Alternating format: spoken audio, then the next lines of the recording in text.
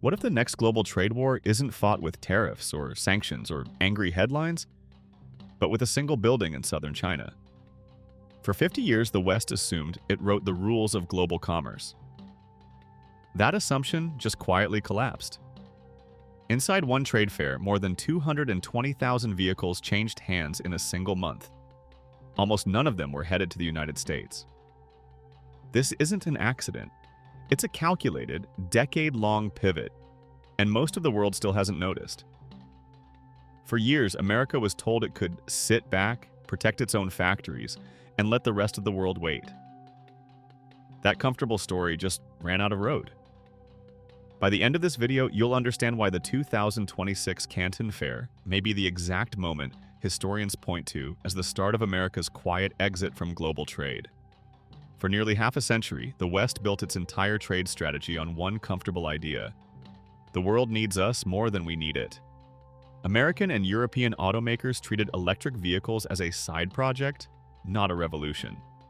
Even Tesla, the company once seen as the face of the EV future, now holds barely 3.8% of China's domestic new energy vehicle market, ranking 8th among local competitors. Detroit kept building gas-powered trucks. Germany kept refining combustion engines that took a century to perfect.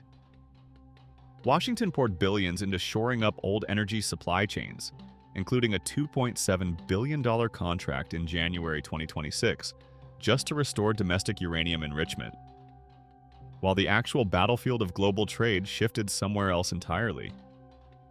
Meanwhile, electric vehicles still represent only a small slice of new car sales across the United States, even after years of federal incentives designed to accelerate adoption.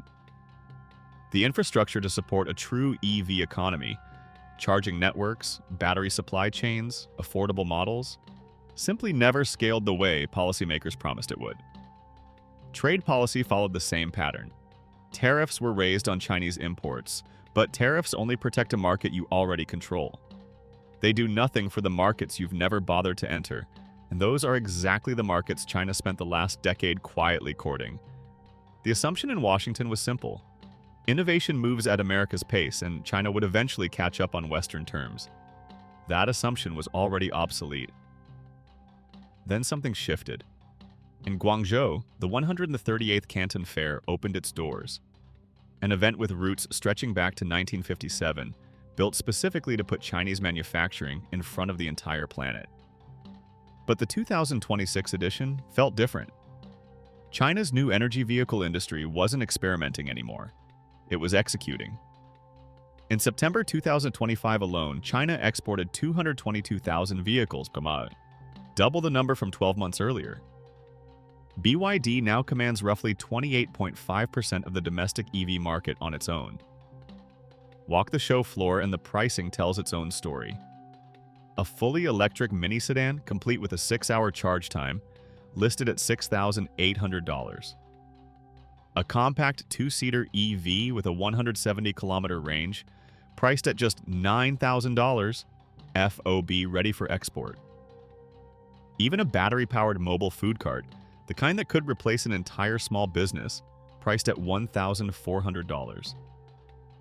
At the other extreme sat a $191,000 heavy tractor truck, a 4,000mm wheelbase monster with a full smart cockpit and driver assist systems.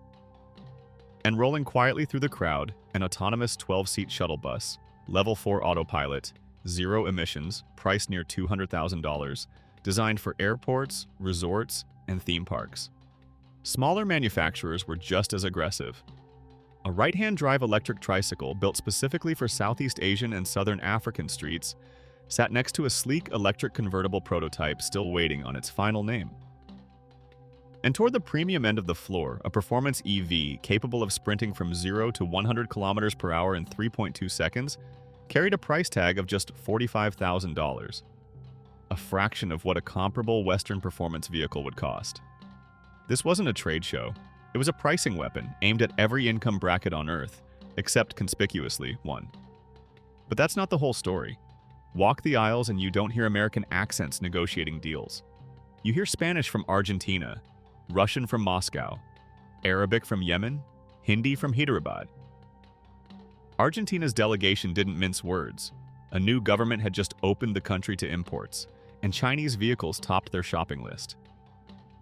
Buyers from Colombia, attending for the 10th consecutive year, explained that their country's shift to electric vehicles is only just beginning, and Chinese manufacturers are already positioned to own it.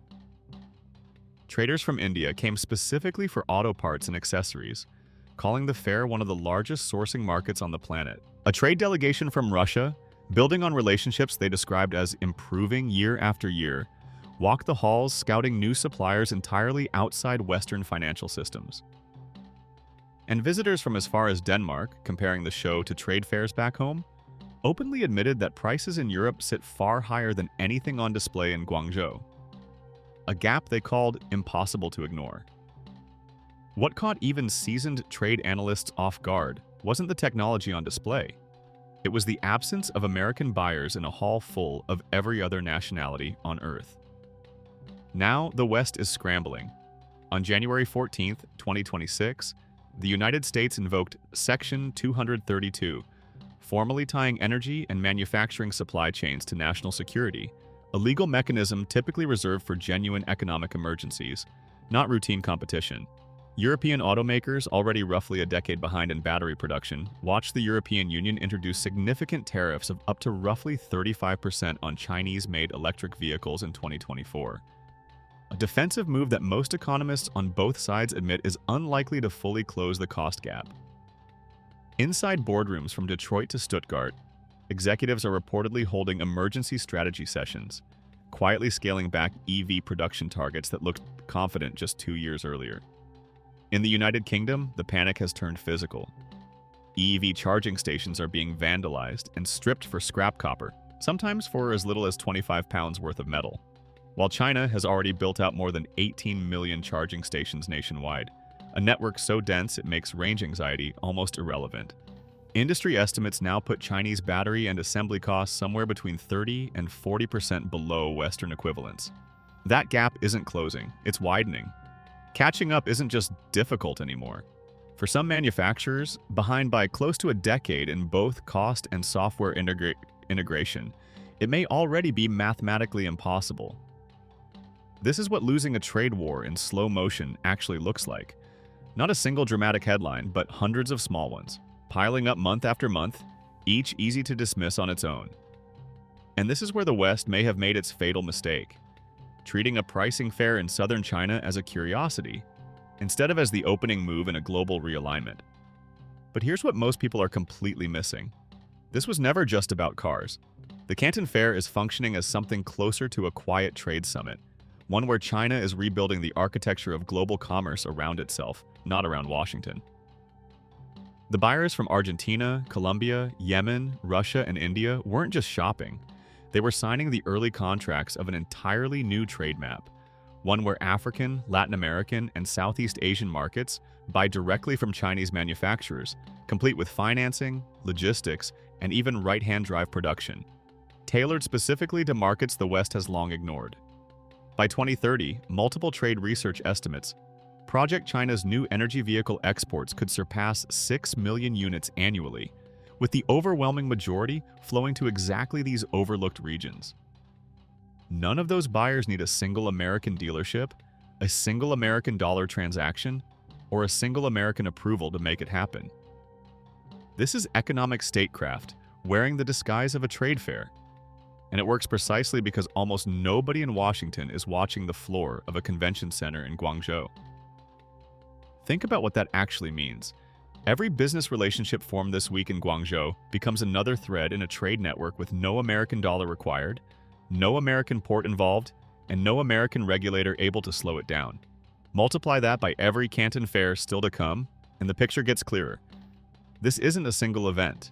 It's a recurring, twice-a-year mechanism quietly rewiring the global economy, 6 months at a time. So what does this actually mean for you? If you work in manufacturing, logistics, or auto parts, the supply chains you've relied on for 20 years are being rerouted right now in real time. The businesses already building relationships with Chinese suppliers, the importers from Colombia, Argentina, and India doing it this very week, will have a 5-year head start once this shift becomes obvious to everyone else. If you're simply a consumer, expect dramatically cheaper electric vehicles to reach your market within years, not decades, regardless of what your own government decides to protect. And if you're an investor or a policymaker, the real question isn't whether China can compete in this race. It's whether the United States even shows up to run it. Right now, that answer looks increasingly like no. Every month Washington spends debating tariffs is another month Beijing spends signing contracts on 3 continents at once. So here's the question. Do you think the United States can still catch up in this race? Or has that moment already passed? Drop your answer below. The Canton Fair didn't announce a new product this year.